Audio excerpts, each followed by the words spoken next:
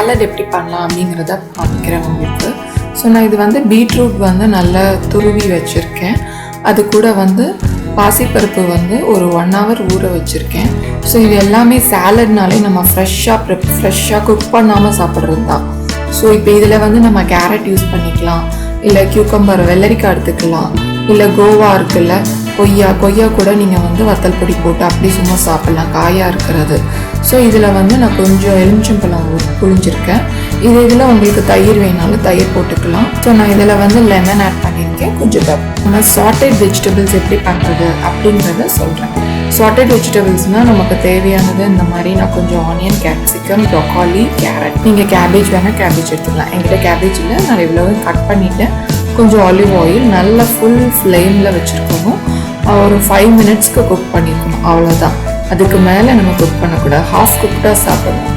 So இது வந்து ஒரு 11 o'clock டைமுக்கு சாப்பிட்டீங்கன்னு வச்சுக்கோங்க, நமக்கு வந்து நல்லாயிருக்கும், பசி அவ்வளோவா எடுக்காது. ஒரு கப் நிறைய எடுத்துக்கோங்க சாப்பிட்றதுக்கு. இதில் நான் சால்ட் போட்டிருக்கேன், அப்புறம் வத்தல் பொடி வேணால் வத்தல் பொடி போட்டுக்கலாம். நான் இதில் வந்து பெப்பர் போட்டிருக்கேன், அப்புறம் கொஞ்சம் லைம் ஜூஸ் புழிஞ்சிருக்கேன். புளிப்பு, காரம், உப்பு இது 3 சேருங்க, கொஞ்சம் நல்லாயிருக்கும். ஸோ அவ்வளோதான், இது இவ்வளவு இப்படி சாப்பிட்டுக்கலாம். இது கூட வேணால் சிக்கனை கூட நீங்கள் கொஞ்சம் பாயில் பண்ண சிக்கனை இதில் போட்டு சாப்பிட்டுக்கலாம். ஸோ இதுதான் சாட்டட் வெஜிடபிள்ஸ், அப்புறம் சாலட், அப்புறம் சூப் வந்து நான் நெக்ஸ்ட் வீடியோவில் உங்களுக்கு போடுறேன் அதுக்கான ரெசிபீஸை.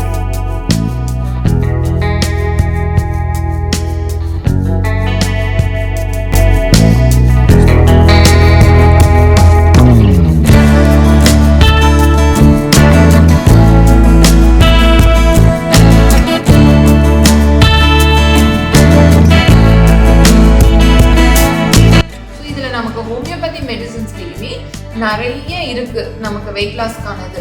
பட் நான் பேஷண்ட்ஸ்க்கு ப்ரிஃபர் பண்றது வந்து பெனிஃபிஷியலா நல்ல இம்ப்ரூவ்மெண்ட் கிடைக்கும், நான் இல்லைன்னு சொல்ல மாட்டேன்.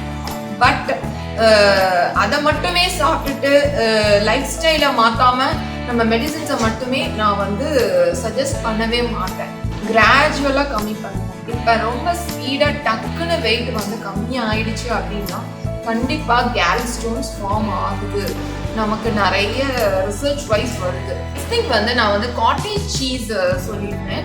நைட்டு வந்து காட்டேஜ் நான் லாஸ்ட் வீடியோலேயே கொடுத்துருப்பேன், நம்ம மேகி நூடுல்ஸ் பீஸாவில் வந்து சீஸை பற்றின டீட்டெயில்ஸ் சொல்லியிருப்பேன், யாரெல்லாம் சாப்பிடலாம் என்னென்னு. ஸோ அதில் வந்து நான் காட்டேஜ் சீஸ் சொல்லியிருப்பேன், பன்னீர். ஸோ நமக்கு வந்து பன்னீர் எடுத்துக்கலாம் நமக்கு வெயிட் கம்மி பண்ணணும் அப்படிங்கும்போது. நெக்ஸ்ட் திங் வந்து கார்லிக் நிறைய எடுத்துக்கணும். கார்லிக்ல வந்து ஆன்டி ஆக்சிடென்ட்ஸ் வந்து நிறைய இருக்கு. ஸோ அதனால நமக்கு வந்து வெயிட்டை கம்மி பண்றதுக்கான இதுக்கு வந்து ரொம்ப நல்ல இம்ப்ரூவ்மெண்ட் கிடைக்குது. கொள்ளு வந்து ஹார்ஸ் கிராம் சொல்லுவாங்க, அது வந்து அவ்வளோ தூரத்துக்கு வெயிட் கம்மி பண்ணும், ரெடியூஸ் பண்ணும். பட் சிலருக்கு ஒத்துக்கும், சிலருக்கு ஒத்துக்காது. ஸோ அதை வந்து நம்ம ரெகுலர் டயட்டுக்கு ஃபாலோ பண்ணலாம். கொள்ளு சூப் எடுத்துக்கலாம், கொள்ளு ரசம் எடுத்துக்கலாம். ஸோ அதுவுமே வந்து நமக்கு நல்லா வெயிட்டை கம்மி. மிடில் ஏஜில் கம்மியாக குட்டீஸ்க்குலாம் வெயிட் கெயின் ஆகும்னா எல்லாமே கொஞ்சம் கொஞ்சமாக கொடுங்க. அவங்களுக்கு இந்த ஆயில் ஃப்ரை இந்த மாதிரி இதெல்லாம் 1 பீஸ் 2 பீஸ் கொடுங்க, அதுக்கு மேலே நோ. ஃப்ரெண்ட்ஸ், நம்ம அடுத்து வந்து வெயிட் லாஸ் ரெடியூஸ் பண்ணுறதுக்கு முன்னாடி வெயிட்டை செக் பண்ணணும். அடுத்து வெயிட் செக் பண்ணுறதுக்கு முன்னாடி நம்மளோட பாடியில் வந்து ஒரு மெஷரிங் டேப் வச்சு மெஷர் பண்ணிக்கோங்க. ஸோ மெஷர் பண்ணுறதுனால நம்ம இத்தனை இன்ச்சில் இருந்திருக்கு, இத்தனை இன்ச் கம்மியாக இருக்குது அப்படிங்குவோம், நமக்கு கொஞ்சம் சாட்டிஸ்ஃபை ஆகும். ஓகே, இவ்வளோ குறைஞ்சிருக்கா, ஓகே அப்படின்னு.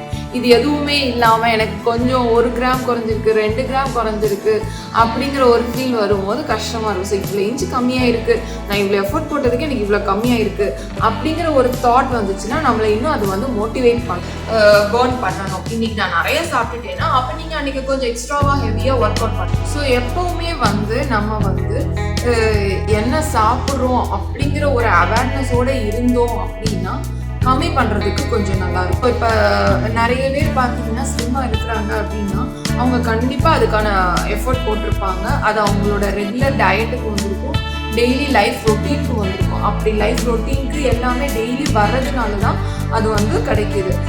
ஸோ நல்ல கார்பனேட்டட் ட்ரிங்க்ஸ்லாம் குடிக்காதீங்க. எவ்வளோ தூரத்துக்கு நம்ம ஆக்டிவாக இருக்கிறோமோ அவ்வளோ தூரத்துக்கு நம்ம ஆக்டிவாக இருந்தோம்னா நமக்கு கண்டிப்பாக லைஃப் ஸ்டைலுக்கு இது அப்படியே கொண்டு போயிட்டோம்னு வச்சுக்கோங்க, கண்டிப்பாக அப்படியே பேலன்ஸ்டாக கொண்டு போயிட்டோம்னா நமக்கு வந்து வெயிட் வந்து இன்க்ரீஸ் ஆகாது. ஸோ தேங்க்ஸ் ஃபார் வாட்சிங். உங்களுக்கு இந்த வீடியோ பிடிச்சிருந்துச்சுன்னா லைக் பண்ணுங்கள், ஷேர் பண்ணுங்கள், சப்ஸ்கிரைப் பண்ணுங்கள், கமெண்ட் பண்ணுங்கள். ஸோ பெல் ஐக்கான் பட்டனை கிளிக்